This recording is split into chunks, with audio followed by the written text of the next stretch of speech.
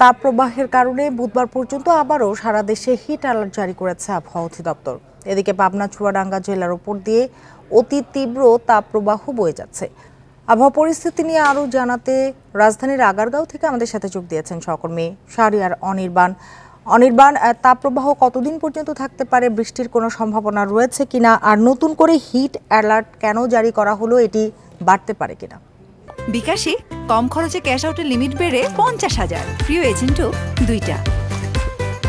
দেখুন, এ মাস জুড়েই তাপপ্রবাহ অব্যাহত থাকবে বলে আমাদেরকে জানিয়েছে। তবে মাঝে মধ্যে বিক্ষিপ্তভাবে কিছু কালবৈশাখী হলে পারে সেই তাপপ্রবাহ থেকে হয়তো 2-1 দিনের জন্য একটু মুক্ত বা স্বস্তি পাওয়া যেতে পারে, কিন্তু এর বাইরে খুব একটা সুসংবাদ দেয়নি আবহাওয়া অফিস। তাদের হিসাব অনুযায়ী এখন পর্যন্ত সারা বাংলাদেশব্যাপী সব থেকে বেশি তাপ সঞ্চার হচ্ছে বা হিট চেম্বার যেটাকে বলা হয় সেটি হয়ে গেছে চুয়াডাঙ্গা এবং উত্তরবঙ্গের রাজশাহী এবং পাবনা। তো এই এলাকাগুলোতে সব থেকে বেশি তাপ সঞ্চার হচ্ছে এবং যার কারণে অস্বস্তিদায়ক এলাকায় পরিণত হচ্ছে এই বাংলাদেশের উত্তর এবং বিশেষ করে দক্ষিণ পূর্বাংশে এলাকাগুলো। তো এর বাইরে যদি বলা যায় যে ঢাকা শহরে এখন পর্যন্ত যে তাপ প্রবাহ চলছে সেটি মাঝারি ধরনের। আজকে সকালবেলা আমরা 36 ডিগ্রি দেখলে পরেও এখন বেলা বাড়ার সাথে সাথে 38 ডিগ্রি সেলসিয়াস উঠে গেছে।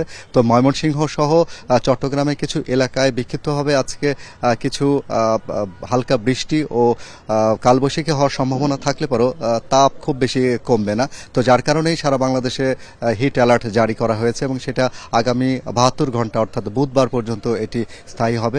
এটা এমনও হতে পারে যে হয়তো মাঝখানে 2-1 দিন যদি বিক্ষিপ্তভাবে ঝড় এবং বৃষ্টির পরিমাণটা বেশি হয় তাহলে হয়তো সেসব এলাকায় তাপ কিছুটা কমে যাবে, কিন্তু এর বাইরে সারা বাংলাদেশে খুব বেশি শীতল হওয়ার সম্ভাবনা নেই। রাজধানীর একটা হিসাব প্রকৃতির দিকে তাকিয়ে থাকতে হবে। অনির্বাণ, আরেকটি বিষয় একটু জানতে চাই যে অন্যান্য বছরের তুলনায় এবার তাপপ্রবাহ বেশি হওয়ার কারণ কি বলছেন আবহাওয়াবিদরা?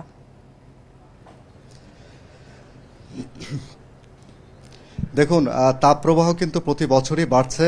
এবছর যেটি হয়েছে গত বছরের তুলনায় তাপমাত্রা কিন্তু কিছুটা কম। গত বছরে এই সময়ে প্রায় 43 ডিগ্রি সেলসিয়াস উঠে গিয়েছিল, কিন্তু সেই তুলনায় এবছর 42 ডিগ্রি পর্যন্ত আছে। তো এর অন্যতম কারণ হচ্ছে জলাশয় এবং বিশেষ করে বাড়িঘরে এসির ব্যবহার।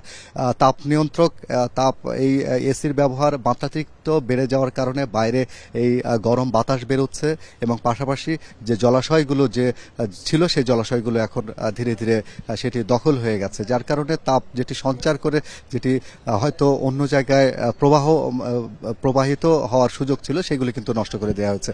এর একটি আপনাকে যদি ডেটা দেই, ঢাকা শহরের এই উত্তর এবং দক্ষিণ সিটি কর্পোরেশনে 16টি স্থানের ডেটা অনুযায়ী গত 7 বছরে তাপমাত্রা কিন্তু বেড়ে গেছে প্রায় 3 ডিগ্রি সেলসিয়াসের উপরে।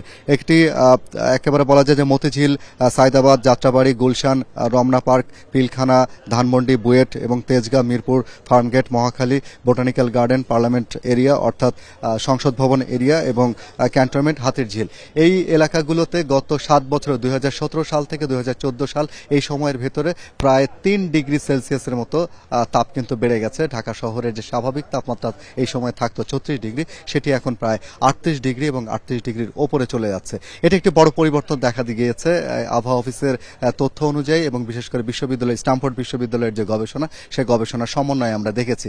তো যার কারণে ঢাকা সহ সারা বাংলাদেশেই যেসব জলাশয়গুলো ছিল এবং প্রত্যেক বাড়িতে যে পরিমাণে মাত্রাতিরিক্ত এসির ব্যবহার এবং বিশেষ করে নগরায়নে গ্লাস হাউস অর্থাৎ কাঁচের বিল্ডিং, কাঁচের ভবন তৈরি করার প্রবণতা বেড়ে গেছে, যেগুলো তাপ সঞ্চার করে বাইরে বেশি মাত্রায় তাপ বিকিরণ ঘটছে। যার এটার অন্যতম একেবারে উপসর্গ দেখা যায় যে সাধারণ মানুষের অস্বস্তি এবং সাধারণ মানুষ এই 38 ডিগ্রি সেলসিয়াসে তার অবস্থা একেবারে নাজেহাল হয়ে যাচ্ছে। এর বাইরে যদি বলা যায় ঢাকা শহর জুড়ে আজকে সাধারণত সকাল থেকে আমরা দেখেছি যে হালকা বাতাস রয়েছে, প্রায় 28 কিলোমিটার বেগে বাতাস বয়ে যাচ্ছে, যার কারণে কিছুটা স্বস্তি আছে। আর হালকা মেঘ থাকার কারণে আমরা বুঝতে পেরেছি আবহাওয়া পরিস্থিতি নিয়ে জানাচ্ছিলেন সহকর্মী শাহরিয়ার অনির্বাণ।